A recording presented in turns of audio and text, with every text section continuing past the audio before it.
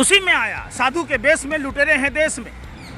2.25 आंख वाला कानिया लाला हरामदेव जो साइकिल पर मट्ठा बेचा करता था, व्यापार में 82 रुपये डॉलर प्रति बैरल तेल है तो आज 100 के पार है। तो ये देश पूछता है भारत और इन जैसे लोगों पर थूकता है भारत। तो आपको सब समझ में आएगा। अफसर, मंत्री, सेठ, महाजन तीनों का एक ही सवाल, अगर बाबा साहब अम्बेडकर ने जो लक्ष्मण रेखा दी है समता मूलक समाज, धर्मनिरपेक्ष राष्ट्र का, आप अगर उसको नहीं लागेंगे तो देश की ऐसी दुर्गति। सर्कस के लोग हैं, मोदी नहीं मदारी है, झूठ बोलने की इनको पैदाइशी बीमारी है। ये लोग अलग अलग करतब दिखा, टूटी खाट, फटा लंगोट, मर गया भाजपा को देकर वोट। सोचा था बनियाइन के ऊपर नई शर्ट आएगी, क्या पता था बाद में पतलून भी उतर जाएगी।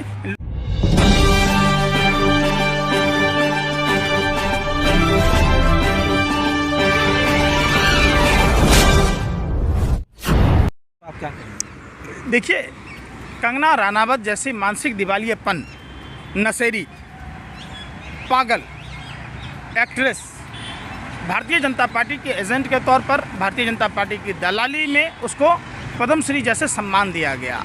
देश ने देखा है, चाहे वो विनोद राय को मिला हो, जो 11वां महानियंत्रक लेखा परीक्षक विनोद राय, जिसने 2G में और कोयला में घोटाला निकाला था। आज 7 साल बीत गया, फिर भी किसी भी अगर वो घोटाला था तो गुनाहगार को सज़ा क्यों नहीं मिला, और नहीं था तो विनोद राय जैसे लोगों को पेंशन क्यों नहीं बंद किया गया, क्यों विनोद राय को रेलवे की कायाकल्प समिति का चेयरमैन बनाया गया, BCCI का चेयरमैन बनाया गया, पद्म सम्मान से सम्मानित किया गया, क्यों इनको बैंक ब्यूरो बोर्ड का चेयरमैन बनाया गया। मतलब साफ है कि ये फर्जी घोटाला के नाम पर मोदी सरकार ने इनको दलाली के तौर पर सारे जो अवार्ड्स दिए, सारे बोर्डों में जो चेयरमैन बनाया, और जो इनको जो भी मिला वो दलाली में मिला।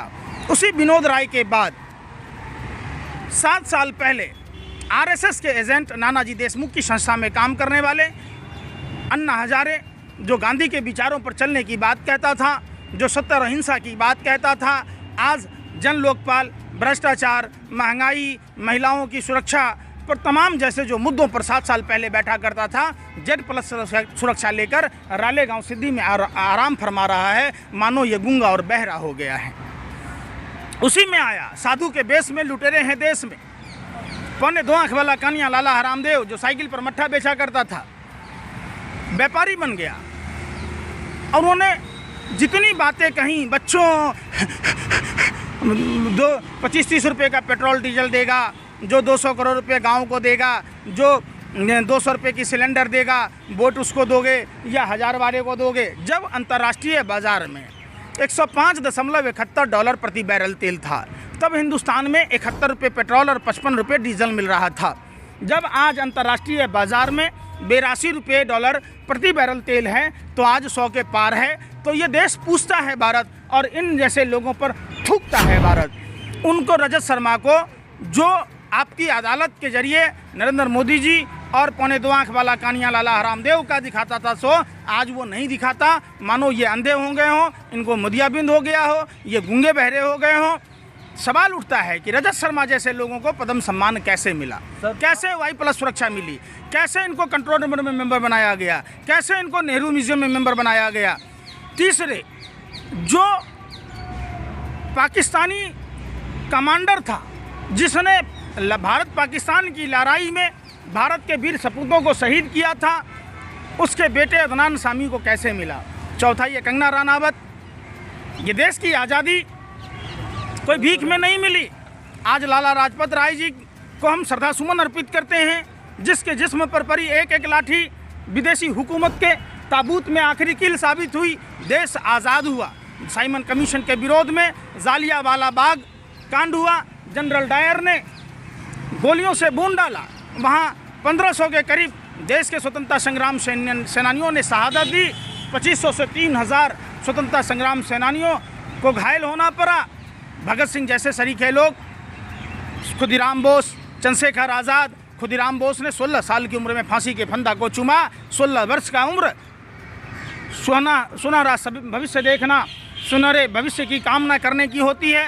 वहीं खुदीराम बोस ने अपने देश के लिए, आज़ादी के लिए चुना, ना कि गुलामी के लिए चुना। सुभाष चंद्र बोस जैसे सरीखे लोग, जिन्होंने ICS की नौकरी त्याग कर भारत को ही आज़ाद नहीं कराया, विश्व के कई देशों को ब्रिटानिया हुकूमत, जो ब्रिटानिया सरकार विश्व युद्ध का विजेता था, जो जिसके वर्ल्ड पर राज चलते थे, जो दो विश्व युद्ध का विजेता था, उसको 7 समुंदर पार खदेड़ने का काम किया। सुखदेव, राजगुरु, भगत सिंह, अशफाक उल्लाह खां, ठाकुर रोशन सिंह, पंडित राम प्रसाद बिस्मिल, मंगल पांडे, 1857 का सिपाही विद्रोह का नायक।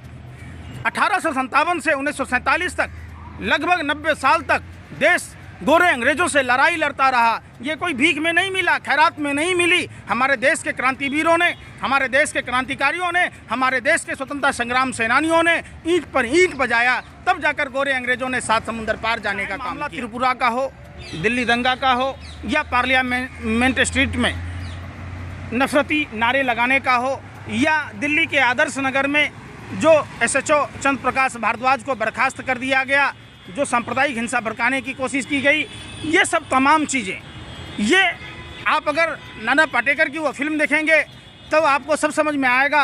अफसर, मंत्री, सेठ, महाजन तीनों का एक ही सिवाला। ये मिली जुली जो भगत होती है, जिससे आम आदमी को नुकसान होता है। लोगों को जिस तरीके से रामायण में आपने देखा होगा कि माँ सीता ने जिस तरीके से लक्ष्मण रेखा पार की, तो रावण ने भगवा वस्त्र पहनकर माँ सीता का अपहरण किया। अगर बाबा साहब अम्बेडकर ने जो लक्ष्मण रेखा दी है समता मूलक समाज, धर्मनिरपेक्ष राष्ट्र का, आप अगर उसको नहीं लागेंगे तो देश की ऐसी दुर्गति नहीं होगी। ये बात क्लियर हो चुका। बीजेपी के कार्यकर्ता दिल्ली के जंतर मंतर में प्रदर्शन कर रहे हैं शराब के मामले में, जबकि पूरे भारत में बीजेपी की बहुमूल्य सरकार है और फिर भी आप ये सड़कों पे प्रदर्शन कर रहे हैं। तो ये त्रिपुरा में दारू क्यों नहीं बंद करते? ये मध्य प्रदेश में दारू बंद क्यों नहीं करते? ये हरियाणा में बंद क्यों नहीं करते?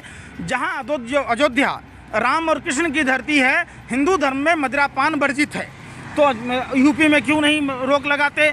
इनका ये नौटंकी करना काम है। ये लोग सर्कस के लोग हैं। मोदी नहीं मदारी है झूठ बोलने की, इनको पैदाइशी बीमारी है। ये लोग अलग अलग करतब दिखाते। बगल में हरियाणा में है, हरियाणा की आधी दारू दिल्ली में बिकती है, तो ये पहले हरियाणा में प्रतिबंध लगाएं, ये उत्तर प्रदेश में लगाएं, क्यों नहीं लगाते?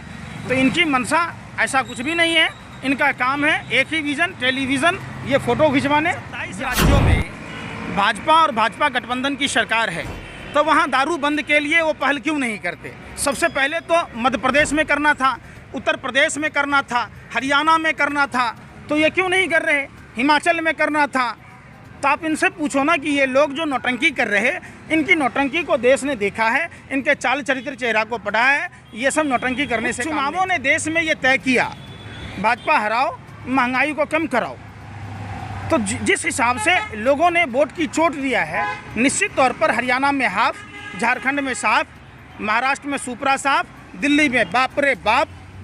अब इनका होगा जो 5 राज्यों में चुनाव होंगे, वहाँ उनका मुंडी साफ। लोगों ने देखा है, टूटी खाट, फटा लंगोट, मर गया भाजपा को देकर वोट। सोचा था बनियाइन के ऊपर नई शर्ट आएगी, क्या पता था बाद में पतलून भी उतर जाएगी। लोग इसी आधार को मानते हुए भाजपा को वोट नहीं देंगे। भाजपा मुक्त भारत की ओर भारत बढ़ चुका है।